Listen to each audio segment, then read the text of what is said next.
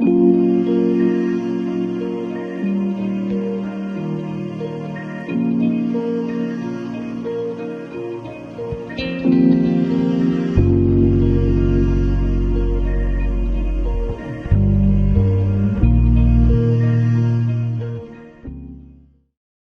a todos, eu sou a psicanalista Fabiana Paula e nós estamos começando mais um programa Conversa no Divã. E o programa de hoje tem como convidada a também psicanalista e sexóloga, a doutora Silvia Vedovati. Doutora Silvia, seja muito bem-vinda ao nosso programa, é uma alegria tê-la conosco aqui. Ô, doutora Fabiana, muito obrigada, a alegria é minha. É muito bom estar aqui partilhando de um assunto tão sério, né? E tão iminente hoje em dia, né? Mas o prazer é todo meu. E hoje nós temos como tema relacionamentos abusivos. Um tema muito pertinente a todos nós. Doutora Silvia, vamos começar fazendo uma distinção, porque nós escutamos relacionamentos abusivos, relacionamentos tóxicos, e também ouvimos relacionamentos disfuncionais. Doutora Fabiana, nós vamos começar falando um pouquinho o que é relacionamento funcional, para antes falar o que é disfuncional. Né? A própria palavra diz, né, funciona e não funciona. Mas por que um relacionamento funciona? Principalmente porque ele tem um tripé. Ele funciona na questão da saúde. Essa saúde precisa ter saúde física, a saúde emocional, saúde psicológica e a saúde financeira do casal. Né? Eu vou abranger depois mais para frente outros detalhes, porque nós vamos falar de relacionamentos não só de casal. Mas aí o segundo ponto desse tripé da funcionabilidade. Ele precisa também ter suas necessidades básicas atendidas. Né? O que são suas necessidades básicas? Comunicação, cada um tem uma forma de se comunicar, as necessidades, um tem necessidade de viajar, o outro não tem, um tem necessidade de colocar a carreira em primeiro lugar e o outro não tem. Então aí são os acordos, são as dinâmicas do dia a dia do casal. Né? Essa dinâmica precisa estar coerente, precisa estar funcional. E o terceiro ponto é o ponto do afeto. Né? Esse ponto do afeto inclui intimidade, que inclui tanto a parte sexual, mas também inclui toque, inclui, às vezes, esse casal tá olhando olho no olho e se sintonizar, inclui objetivos de vida. Né? Então, esse tripé precisa funcionar. Se esse tripé não estiver funcionando, nós entramos na classificação dos relacionamentos disfuncionais. Quando o relacionamento é disfuncional, isso quer dizer que alguma coisa não está funcionando. Normalmente, a maioria dos casos, a gente traz a comunicação. Né? Então, dentro dessa comunicação, a gente pode trabalhar numa terapia de casal, a gente pode fazer ajustes. O que acontece, doutora Fabiana? Os casais se unem, né, e não trazem o que é importante para o casal. Não conversam, não há diálogos, não há comunicação. Né, e aí se perdem, porque cada um tem um padrão. O que é fidelidade? O que é lealdade para um? O que é lealdade para o outro? Então, nessa dinâmica, um entende uma coisa, o outro entende outra. Né? Então, nessa relação disfuncional, não, eu quero viajar. Não, eu quero investir na carreira. Então, cada um tem um objetivo de vida.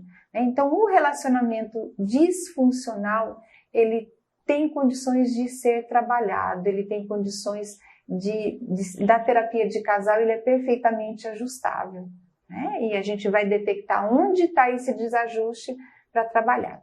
Quando a gente fala de relacionamento tóxico, a gente fala de uma igualdade de poderes, a gente fala de agressões, tanto verbais quanto psicológicas, pode haver violência doméstica ou não, né? Mas de ambas as partes. Ambos se agridem.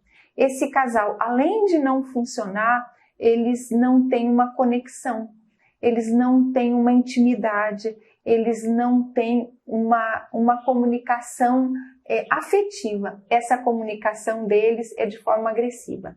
Normalmente, dentro da psicanálise, a gente traz esse padrão de relacionamento tóxico quando a gente traz a síndrome do abandono, que dentro daquelas duas possibilidades, do positivo amoroso e do negativo agressivo, está aí essa personalidade, está aí essa síndrome aí, onde ele tem lacunas afetivas que vêm da infância e, consequentemente, ele com a autoestima baixa, ele acaba agredindo e ele não consegue se comunicar e aí ele agride. Só que esse padrão é de ambas as partes.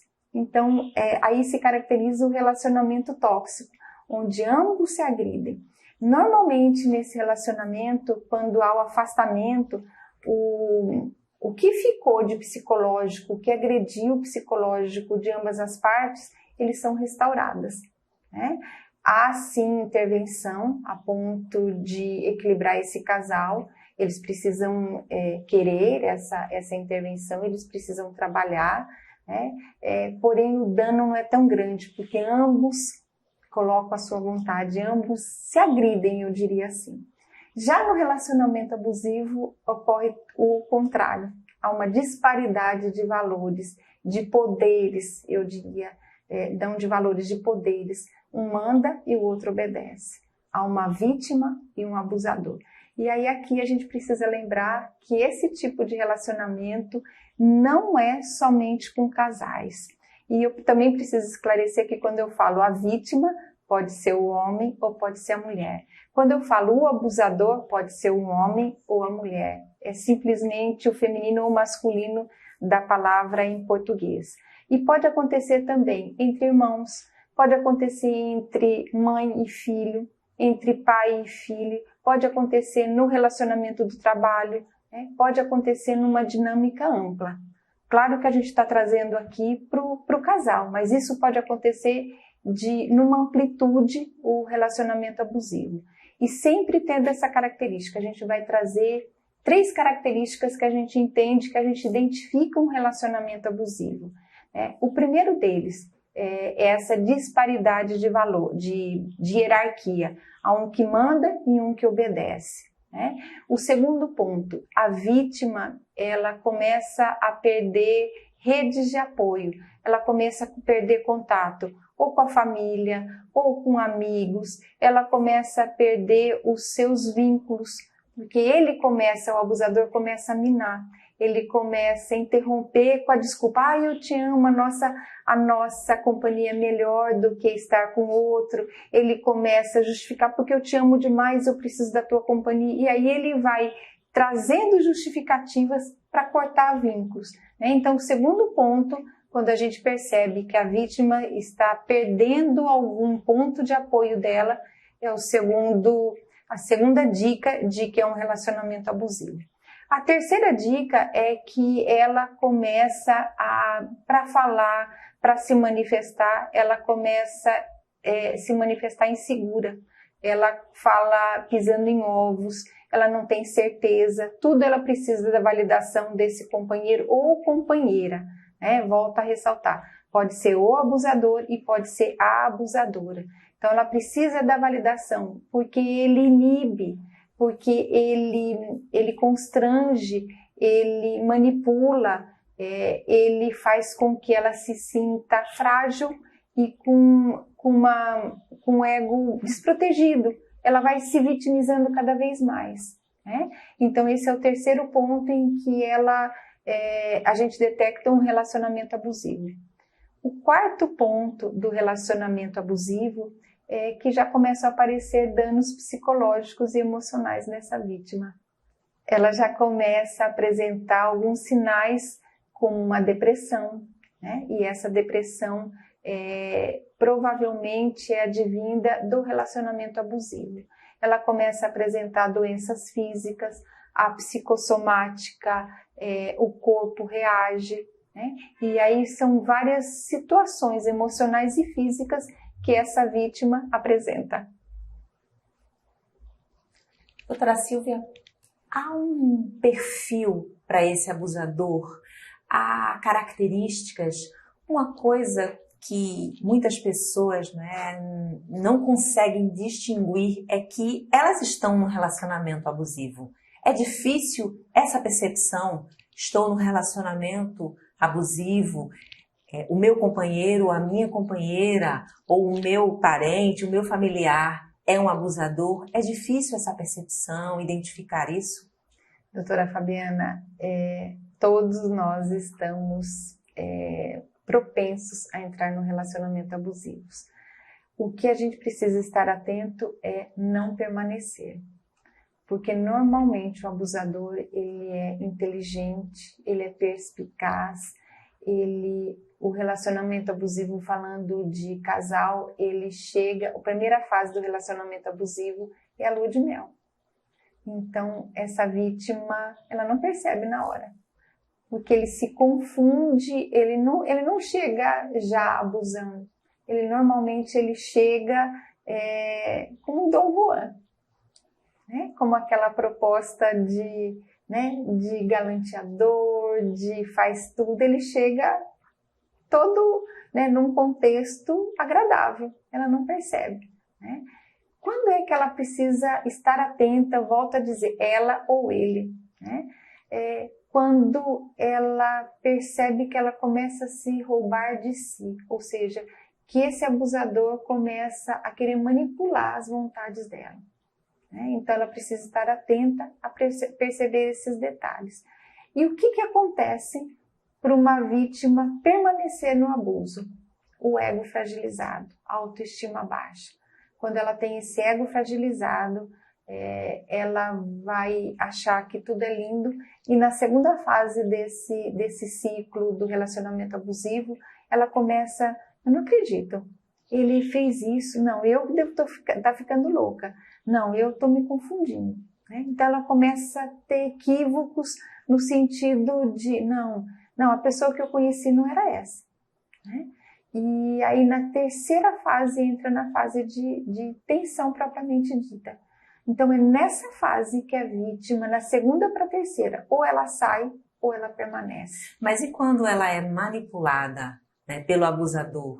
Essa vítima muitas vezes se coloca justamente na condição oposta. Muitas vezes ela se coloca não mais como vítima, porque o abusador já manipulou.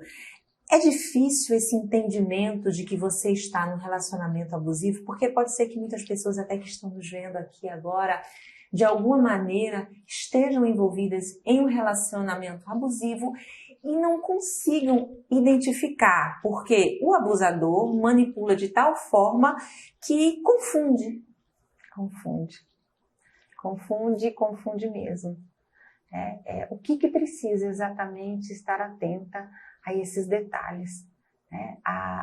Quando esse manipulador, quando esse abusador começa a sempre impor a vontade dele, né? Agora, claro que ele demonstra um ganho secundário, né? Eu vou te dar isso, você me dá aquilo. Eu sou tão bonzinho. Né? Outro detalhe, essa ruptura também com esse anel parental, normalmente, essa rede de apoio com a família, normalmente com os a rede de amigos. apoio ela é afastada, né, da vítima. E aí ela vai ficando desprotegida. Cada vez mais fragilizada. Mas qual é a nossa dica? O que a gente precisa estar atenta? Porque isso não acontece do dia para a noite. Né? É preciso estar atenta aos pequenos sinais. Então, logo no começo, isso não acontece já dentro do casamento. Isso começa a acontecer no namoro. O uso do ciúme também como justificativa. Isso, exatamente, os ciúmes.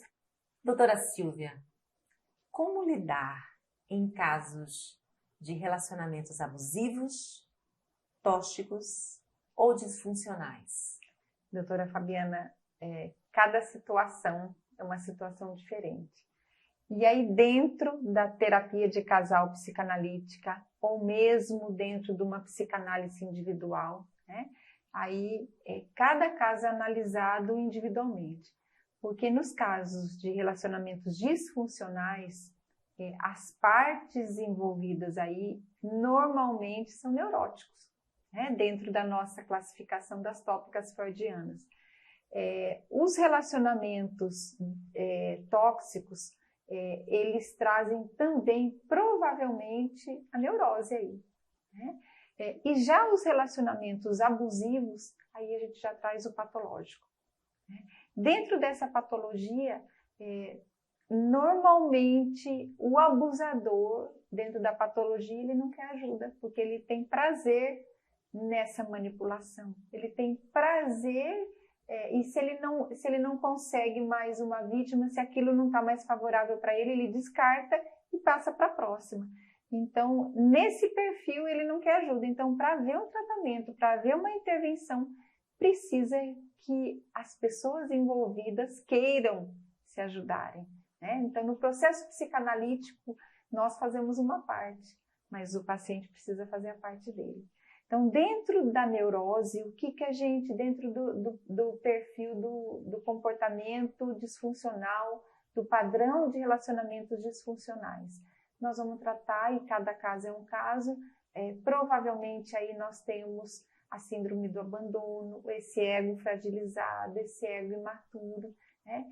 E que dentro dessa fragilidade a gente vai capacitar, a gente vai trabalhar e vai trabalhar também acordos, né? Eu trabalho dentro da técnica psicanalítica da terapia de casal, eu trago primeiro um, depois eu trago o outro, até para saber o perfil, conhecer cada um, para não colocar os dois juntos e já colocar em atrito.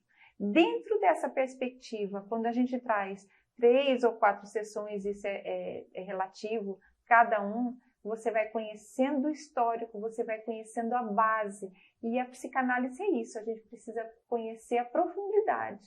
De onde veio essas neuroses, ou se é psicose, ou se é perversão, né? Mas a gente precisa conhecer essa base. E a psicanálise é perfeita, né? Sem a psicanálise a gente não conhece a fundo, não conhece a raiz.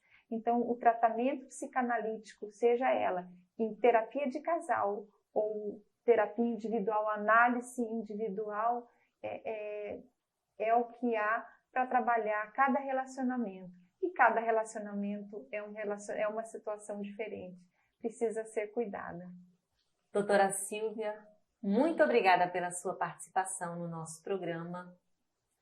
E nós já estamos chegando no final de mais um Conversa no Divã. Eu queria pedir para a senhora uma mensagem final. Que a senhora pudesse deixar uma mensagem para os nossos seguidores que agora estão nos vendo no nosso canal do YouTube.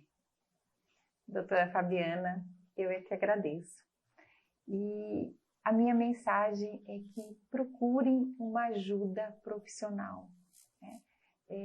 Quem está nessa situação, ou de um relacionamento disfuncional, ou um relacionamento tóxico, ou um relacionamento abusivo, emocionalmente sozinho não consegue sair, ou mesmo ressignificar, seja ele qual for. E até para sair, esses danos são iminentes, né? Para que isso não seja tão profundo, é necessário um profissional.